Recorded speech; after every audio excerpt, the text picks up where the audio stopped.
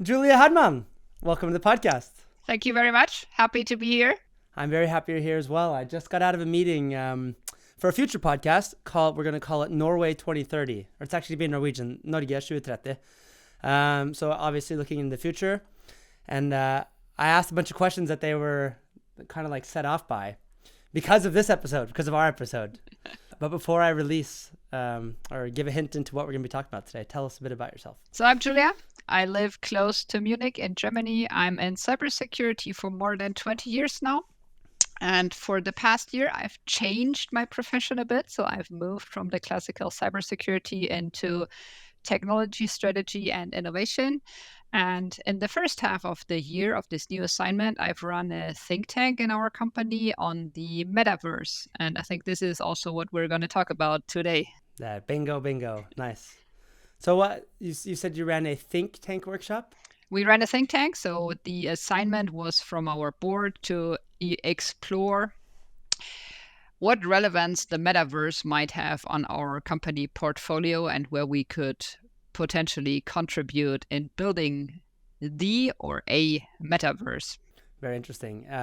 Tell us a bit about your company, just as context to the episode as So well. I work in my day-to-day life for Giesecke+Devrient, which is a security technology company located in Munich. We're a global player, and we have 4 major playing fields, which are connectivity, mostly in the space of mobile connectivity. We work in the payments industry, producing credit cards, which is the old business, and moving to digital payment solutions. But we also produce banknote security features, banknote paper for quite some countries on this planet.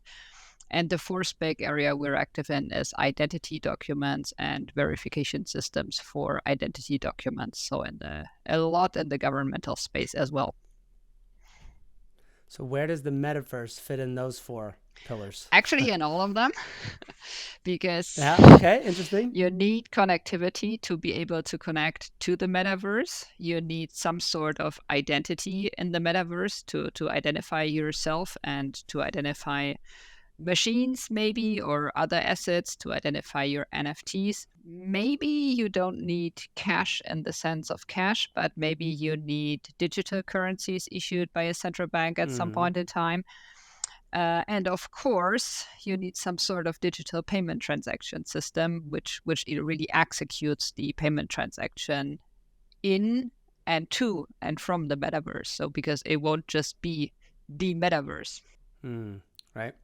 And I guess my first question to you, first of all, thank you for your lovely presentation in Dublin, I believe it was, at the Giesecke Summit, or what they call it, the Giesecke Digital Trust Summit or something I think like that, they called it Digital Trust World, which is the annual Digital Trust World. That's right. It's Giesecke's European version of their annual conference. Yeah. So that was a great presentation, and you recommended a movie. And while we're here, what was that movie called? Because I really enjoyed it. Ready Player One. I think it's one of the first movies that gives you an insight on what we call the consumer metaverse could look like at some point in time. Maybe not.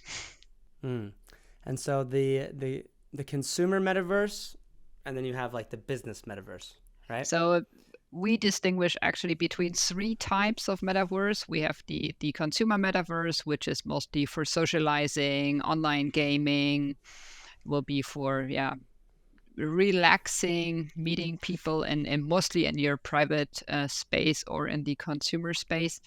You have what we call the enterprise metaverse, which is the 3D world for making business, for having like teams in 3D, very simple if you want.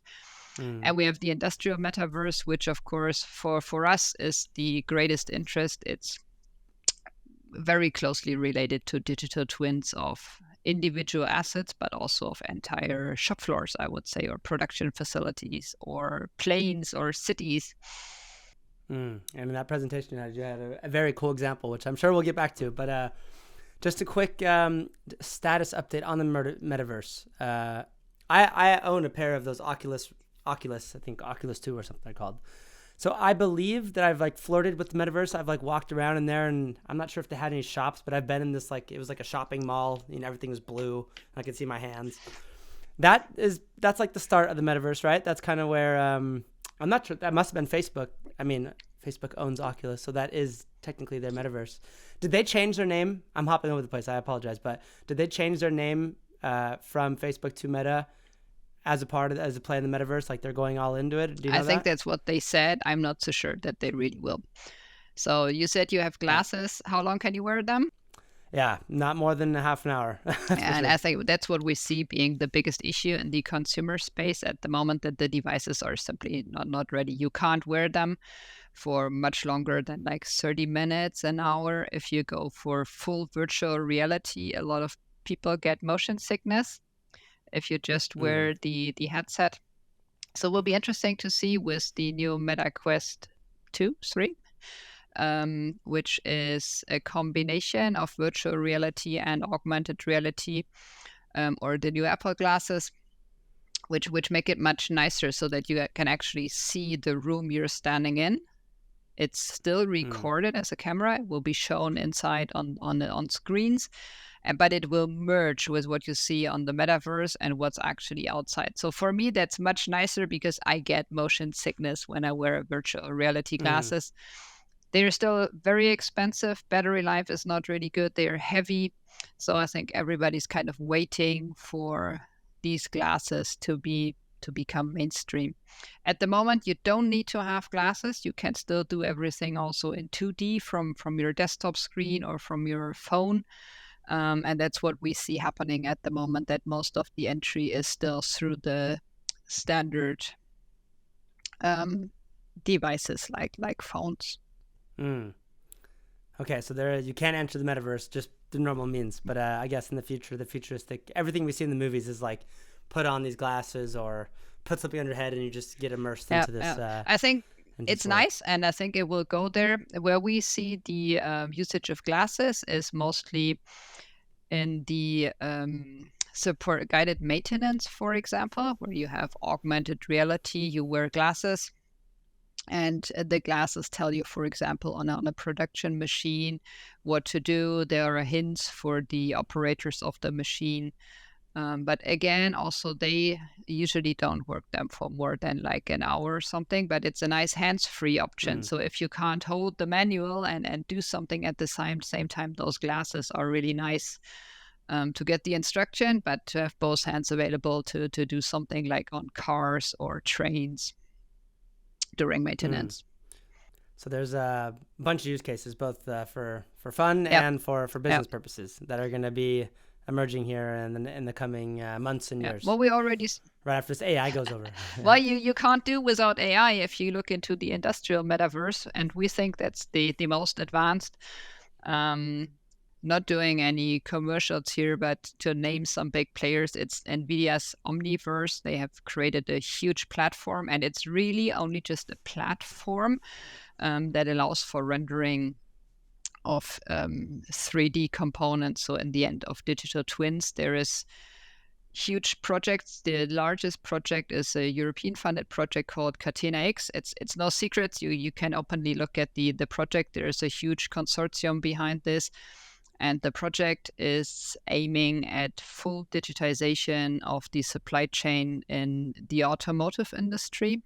And what's very interesting here is that they really already use digital twin technology to optimize their production streets. So, for example, and I think that's the example you were referring to, the one I gave in Dublin, is BMW is building their Mm. first virtual factory where the digital twin is actually the firstborn. So, in Debrecen in Hungary, they have built together with this consortium and mostly NVIDIA a full virtual factory with virtual robots, with virtual production street, virtual cars, and with the help of AI, they optimize the building, they optimize the processes, and only once this is at a certain stage, they will, or I think they started now, to actually build the real world factory.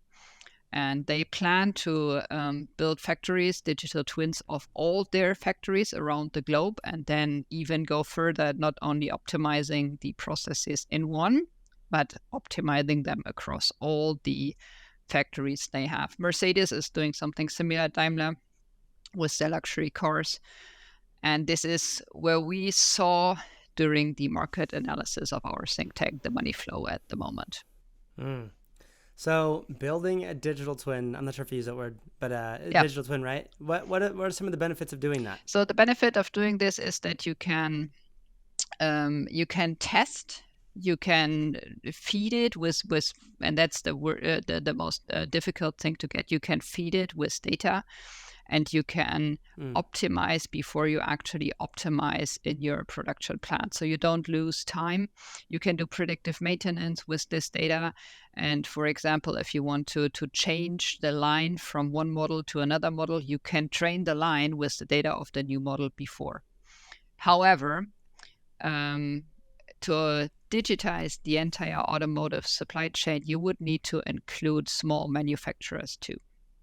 So right across my street here, where I live, we have a company. They are like 10 people. They have 3 machines, and they do special parts for the automotive industry with CNC technology. And they could do the same. So with each new CNC machine, you could have a digital twin. But just creating that 3D model of existing machines is usually already €500,000. And this is just creating the digital model. You have no processes in there. You have no AI. You have no real data in there. You don't even have synthesized data in there. So what we saw and what we still see is the big ones do it. Like Maersk is doing it to optimize the container shipments across their ships. Large drilling platform providers are doing it. But the small companies will at the moment still stay behind, simply because it's too expensive for them. Maybe kind of a hard question to ask, but like, what makes it $500,000 just to build it? Like, what is the cost It's behind just it? the technology you need. It's usually done with laser technology, and it's simply just the effort and the cost of the tooling you need to create that 3D model. Interesting. You mentioned NVIDIA. What other players are a part of this metaverse? Because it sounds like I was not aware that like the metaverse was like here already. You know, you mentioned Mashkin, these drilling. Like, so this is this big machines that are worth a lot of money. I guess those are the first things to go into this metaverse. Yeah, so I don't think that there will ever be the metaverse at the moment. There will be different platforms. So NVIDIA will be providing one big platform. In this consortium that we were talking about, Microsoft is involved, and some other technology players are involved. And that's the biggest issue also at the moment. If you look at the different, and let's call them metaverses available today, you would also have, or I would consider things like Fortnite, Decentraland as metaverse platforms. They don't have any interoperability at the moment. So each of them is at the moment still their own ecosystem. And may it be industrial or consumer metaverse, you buy an asset in one of these platforms, you want to move it to another platform, it's almost impossible. You can do it, you need to convert it. But even if you look at the sole platform of the industrial metaverse being built on the NVIDIA platform, all the machines that you connect to it, all the data that you need to read into it from the different digital twins, you have different manufacturers of robots, of all kinds of tooling. You still need to normalize that data to make it work together. And imagine it's already an issue in this platform, the issue you will have when we start combining or maybe making them accessible by each other, all the other metaverses. So I always bring the example, what would be really nice, you know, the car configurators of the big ones, BMW, Mercedes. At the moment, you have to wait for usually a year if you order an electric car. So what would be really nice if you could configure your car in a 3D model when you want to buy it, you order it, and the moment you order it, you confirm the order, you get an NFT of your car with the exact configuration of your car. And knowing that you won't be able to drive it for a year, what would really be nice is if you could take that NFT and, for example, if you're a gaming person, take it to the GTA and drive your real car in GTA. You're laughing. I asked that question to someone from Daimler, and she was looking at me just like, nice business model. We haven't thought about that yet, so maybe it will come. But again, it will be technical issues, ownership issues. You would need to prove the ownership of this NFT across all the platforms. So a lot of challenges still out there, which will be overcome at some point in time, probably. You also asked the question in your presentation, what if you Yep. crash it? Does that mean it's gone, or could you sell it? A lot of fun questions there. But yeah, when it comes to like the tech stack of these, you mentioned NVIDIA, so I'm thinking of chips and stuff. You obviously need like a lot of hardware, a lot of power to like power this. What else is a part of the technology stack of a metaverse? You will need very good and very persistent internet connectivity if you want to do real-time rendering. So again, I'm living on the countryside. For me, access to the metaverse at the moment would be a very bumpy experience. Mostly because of the sequence of things happening in the metaverse. I think we know this from online gaming already. So imagine you're in a fight and you have too much latency that you shoot someone and he actually responds to the shooting in a one-on-one fight, but due to the latency, his shot hits you first. And this is in the end the same across all this. So you really, to have actual real-time rendering, you would need a very stable and persistent internet connection. And if you wanted to go back in time, you would also need to have persistency of the environment. So at the moment, I don't know if you're a gamer. I'm not really. But today, if you play online games, you go to a room, you fight, you go out, you go back in. Usually the room is reset to what it looked like before. And if we were building a real consumer metaverse, which is a copy of the real world, the room would need to stay in the status it was when you left it. So also a lot of challenges there. By the way, if you're into movies and TV shows, watch Upload. It's on Upload. Okay. I think it's on Amazon Prime. It's a TV show where you can, after you die, you upload your entire life into an afterlife realm in the metaverse.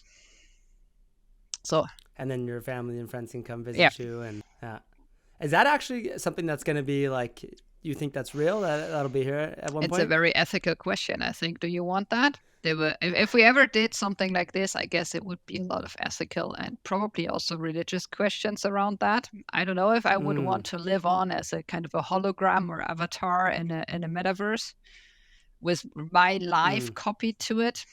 Good question. It is a good question. But I mean, the metaverse touches into, first of all, a lot of movies and TV shows, which is fun. I've been thinking of you every time I see one of these movies. Oh yeah, cool. Add that to the podcast. But yeah, I'm not sure if you've heard about it.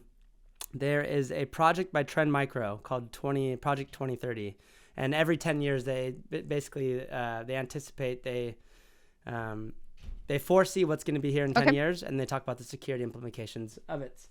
And that was one of the episodes. Like you actually had like in this case they had a TV show and Project 30, and the main actress, she had a brother that had passed away, but in the series he's there, just kind of robot-y. And her father was like, you need to let that go, So I guess there will be a lot of ethical. What other ethical thoughts or problems we run into when it comes to the metaverse? So probably accessibility, because it might be contributing a bit to the social split you see on this planet already, because you will need, as I said, good internet connection, good infrastructure. You will need good devices. And the question is, can you make this available really to everyone?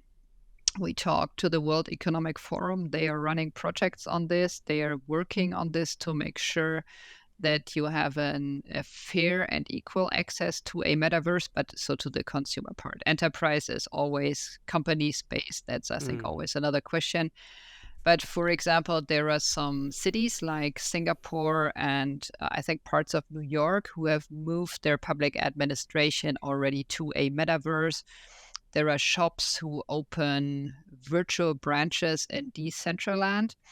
And what happens if you don't have access on the long run to these shops and branches? And we see it already today.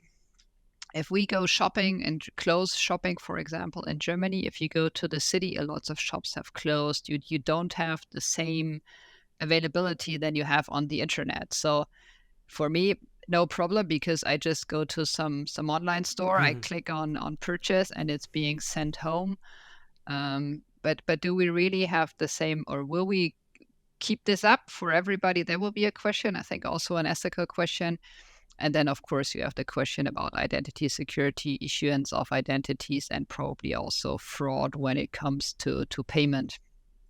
Because, in Western countries, usually the focus on identities and security is much higher than in the less developed countries. But the metaverse won't really know any border. There is no regulation in place at the moment.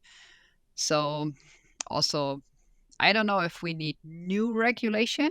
That's always a good question. I'm not really a friend of issuing specific regulation to specific technology, but we would probably need to review existing technology and make it or change it so that it can also be applied in spaces like the metaverse. Very interesting. So there is a lot of organizations out there, and I think the most known one is the Metaverse Standards Forum. They work on these topics. They work on common technology standards to ensure interoperability on the long run. They work on identity, privacy, and security. And they will not issue regulation, but they are aiming at working together with regulators to make sure that it's coherent, and that you can't do a German regulation for the metaverse because it won't stop on the border. Yeah, right. Yeah. And cross-border legislation is not always easy. Well, I guess it'll be EU, the Americans, and then it'll be like, yeah. When it comes to industrial metaverse, and you mentioned a few use cases, with digital twins, is there anything else that you see as like a big opportunity for companies that aren't producing huge, expensive machines or cars? I think a big opportunity could be, depending on what they do, that you can work from everywhere. So it will save travel costs probably. I'm not saying that people shouldn't travel anymore, because the human contact is very important for team building, for making sure people work together. But if you're like working on something, on a model, on a new car model, just for example, even before it's produced, you could do this, meet in a virtual room and look all together at the 3D model. You can move it with your hands, and you wouldn't need to travel for a 1 hour or 2 hours meeting like we do today in a lot of cases. And this is what we partially see already happening in the big companies, that they meet online in these 3D rooms, if you want. I wouldn't really call it metaverse. And they look at these models together. Or if before you put production machines into huge facilities, you can see if they actually fit together. You can even walk through them. So this is where I think you can save a lot on the on cost. On the other hand, you're of course also extending your attack surface, especially in small companies who, anyways, today I think often underestimate security implications of digital technology they introduce to their shop floors. So if you're just old school analog machines not connected to the internet, now all of a sudden you have a digital twin. You just, even when you just start with it, you need to connect it to your machine, and all of a sudden your digital twin becomes the attack surface of your physical shop floor. And this is what I've seen on conferences, on talks, on presentations, often completely overseen or not really mentioned, that this is really important, because the attackers change also their way of addressing companies today. Maybe a hard question to answer, or maybe stupid as well, but like, how could an attacker attack a metaverse? What would that even look like? They would just scan for, like today on the internet, for open IPs, for open portals, for You can kind of fingerprint specific sensors, specific systems on the internet, and there are platforms for this. So I think the most common one known to everybody is probably Shodan, where you just log in and you can find all these open industrial systems. There was a brewery once in Germany where you could access the entire system. You could go through it. You could look at the monitors. In many cases, it's just not changing default credentials, not making sure you have multi-factor authentication. So it can be very easy, and most often I think it's just related to still, unfortunately, to human errors. Yeah, because at the end of the day, I mean, Showdown looks for vulnerable things, right? And a metaverse literally is just a how would you describe the metaverse? Like an IP range, or it's like like in the end, it's just technology, just that it's 3D and that you use other devices to access it. Like we could have done this also in a 3D version now, our podcast. But in the end, that would have been cool. But of course, in the end, it's just technology. It's still IP addresses. If you make it available to the internet, it's still standard credentials, like in many cases, username, password, or multi-factor authentication. But from this perspective, maybe it's a bit more, but in principle, it's just another context in which you operate. Yeah. So I would assume that it's going to be like the big players now. I mean, the metaverse is already here, so there's companies working with it. I guess like Microsoft Teams is going to introduce something like that in the near future. So it's going to be the big players that are already established that establishes first, and they have security teams, risk teams, so ethical teams hopefully as well. So they all but for somebody that's listening to this episode that is like, oh, maybe we should start using the metaverse. Like, how should they go about orienting themselves on the risks? And what would you do if you were a consultant brought into their company? Like, where would you start? I would probably start really small. So you need to find some small spot where it really adds value to you. So what we tried also in the course of the think tank was just move our workshops from Teams to a 3D virtual room. And that didn't work because then you first of all, people had some issues. There were some technical issues, but there is no added value if you take your avatar and walks through a 3D room and then look at a PowerPoint presentation there. So as I said, you probably need to find something small where you really add value, like looking at something together, working really, collaborating on something together. If you're more like an office-based company, if you're an industrial company, I would identify small parts which are maybe not regulated. So in our case, we have a lot of regulations applicable to our company, and really start small. So what we did, for example, and what we see in a lot of companies is during the pandemic. So we have service technicians who go out and maintain banknote processing systems. And what we did, and what some other companies did, is instead of sending people there, because you couldn't send them there, we would do this guided maintenance. And it doesn't even have to be with glasses. You can do it with your phone at the moment. It's not the metaverse, but it's a first step towards it. And I think this is where a lot of companies can go about. Or what I've been in the Metaverse conference in LA, and during the summer, virtual customer journeys. So if you go to a fancy hotel, and before you book, you can go to a 3D world, even on your computer, and just walk through it and look at the hotel, make it fancy for the customers. So those are, I think, nice and small things, which are like a pre-step towards the metaverse. And then start seeing where you can really gain value from it. Yeah. Would you think that I remember 10 years ago when I started working in security, there was a mentor of mine. He said that every company, he introduced the concept of digitalize or die, right? If you're a company and you don't have a digital strategy, you might as well just sell it immediately, because you're going to die, your company's going to die. Is it going to kind of be like this too? Like not in the next 10, 15 years, but like the metaverse or the super digitalized experiences, you have to be doing that because that's the way we're going? Personally, I really think it depends on your company. I think for quite some time, the standard 2D web internet will still exist, and that the metaverse will start to exist in parallel. I'm not so sure if it will be, and I don't see the use case at the moment really for everything.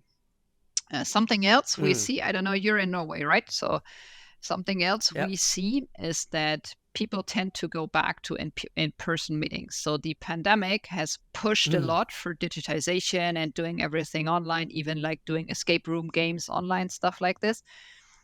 But also with my friends, we rather meet in person again, or we rather go out in person again. So I don't know if this is going to last, if this is going to also change again. But I think this real drive for virtual experiences is stagnating a bit, maybe. Yeah, well, that's because I guess in part due to COVID, right? Yep. It was like a negative experience that made us do these things, so we're not super happy to have Teams meetings all the time, I guess, because of that negative experience. Rounding off here, some of the cool conversations that you had that you don't really have an answer to, like what kind of questions have you thought were most interesting? What's on your mind these days about the metaverse? So the questions that we kind of left open was the afterlife question, as if something like this is ever going to happen, and how are you going to deal with this? Like, who is going to own this afterlife avatar?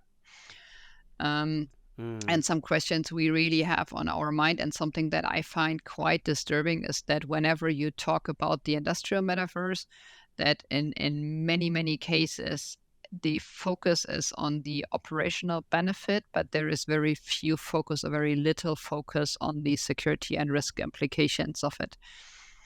I mean, you know that, yes, on the shop floor, everybody asks you to fix your vulnerabilities, to patch and update your systems. And then I heard some speeches, yeah, you can do that in the metaverse. If it works, you just push it with one click to all the controllers in your shop floor. And that's the moment when I really get nervous, because you know that, yes, you should keep your systems secure, but shop floor is usually around availability, and many run for 24/7. They have a huge dependency when you run in production streets. So I would sometimes wish that they would push for doing it, but also you need to be very careful. Gaining the trust of operators on the shop floor is very, very slow. And on a scale from 0 to 10, you can reach a trust of 2, that nothing will happen, that you do it very carefully, that your security doesn't break their systems. But it can also go very quickly from +2 to -10 if something breaks. So I would be very careful in pushing it too quickly without trying slowly. A lot of companies, I can imagine a lot of companies be putting their intellectual property in a little virtual world that they think is safe, and not really. That's also an issue, yeah. Cool. How far away, or if anybody's listening to this, do you think they should go, besides watch the movies that you've recommended, is there anything that people should, because I feel like, AI for me, or like the ChatGPT and Google Bard and everything, that was a very pleasant surprise. Here it is, and oh, cool, we start using it. And when the metaverse gets here, I would like to be like a little more prepared for what I can be using it for. Do you have any thoughts around that? Well, if you like fantasy, there is a lot of books you can read, like the Snow Crash from Neil Stephenson. It's a huge book. You can also listen to it, or Otherland. But to be prepared for using it, I think what's same as with AI, ChatGPT, and all the other generative stuff that's coming out now is don't stop using your common sense with it. So what we've seen is people doing a lot with ChatGPT and not verifying things anymore afterwards. So I don't think that this will ever or not ever, but at least in the next 10, 20 years, it will not replace our need to think carefully about things and to verify things and to look at them and also question them. I think actually this will actually make it, that all those things you just mentioned, even more important. I sometimes hear that AI, for example, it's very easy. You can now look or do security incident management with AI. I tend to not agree to this. It helps you, but I still think at least right now and in the next years, you will need people who look at what AI or what machine learning provides to you and do this last check on it. I would never personally, I would never fully rely on it. No, that's because you're smart, Julia. I hope so. You've seen some stuff. Yeah. Well, either way, when it does hit the fan and it's out there for everybody, I know who I'm gonna send a mail to and ask for a refresh of the podcast. So thank you so much for your time today and for sharing your metaverse experience. And I wish you the best of luck in your future endeavors. Thank you very much. It was a pleasure being here. Thank you. Talk soon.